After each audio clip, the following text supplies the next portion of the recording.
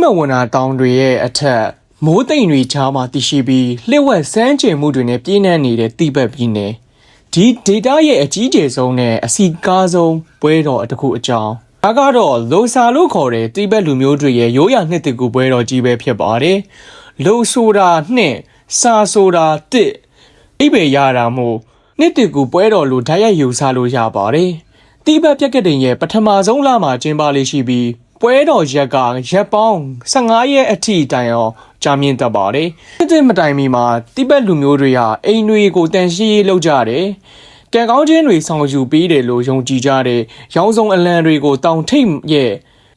တွေနဲ့အိမ်ခေါင်မိုးတွေမှာလဲလှယ်သဆင်လိုက်ကြပါတယ်။ဒါတွေမကသေးပဲနှစ်တကူမတိုင်မီညမှာကတ်ဟုကလို့ခေါ်တဲ့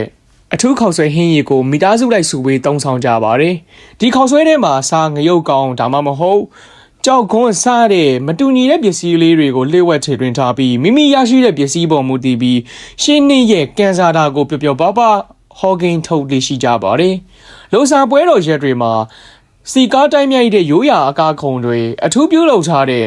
နွားနောက်ထောပတ်ရောင်စုံရုပ်ထုကြီးတွေနဲ့ဖုံးကြီးကျောင်းတွေရဲ့ငိမ့်ချမ်းလာတဲ့ဆူတောင်းတန်တွေကိုကြားရမှာဖြစ်ပါတယ်။ဒေတာခန်တွေကတော့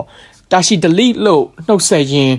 တိတ်ဦးနဲ့တအူနှစ်သိမ့်မင်္ဂလာပို့တာလေးရှိကြပါတယ်။အစင်အလာယဉ်ကျေးမှုချစ်စရာကောင်းပြီးတဘာဝအလားတရားတွေနဲ့ပြည့်နှက်နေတဲ့ဒီလိုစာပွဲတော်ကြီးကိုအရောက်သွားကြပါလို့အကြံပြုချင်ပါတယ်။ဒါနဲ့စကားမဆက်ခရီးတွားတော့ကိုမျက်နှိုးတဲ့သူတွေအတွက် travel guide တွေ hotel နဲ့ flight booking တွေအပြင် English နဲ့တရုတ်ဘာသာစကားတွေကိုပါလုံးဝ free လေ့လာအသုံးပြုနိုင်မယ်ကျွန်တော်တို့ရဲ့ travel course website လေးရှိပါတယ်ခရီးတွားဖို့စိတ်ကူးရှိတာပဲဖြစ်ဖြစ်ဘာသာစကားလေ့ကျင့်ချင်တာပဲဖြစ်ဖြစ် travelcourse.com ကတင်ရအတွက်အကောင်းဆုံးဖော်ဆောင်ပေးမှာပါအခုပဲဝင်ရောက်ကြည့်ရှုလေ့လာလိုက်ပါခင်ဗျာအားလုံးပဲတာယာတဲ့ညီလေးပန်းစင်ကြပါစီခင်ဗျာ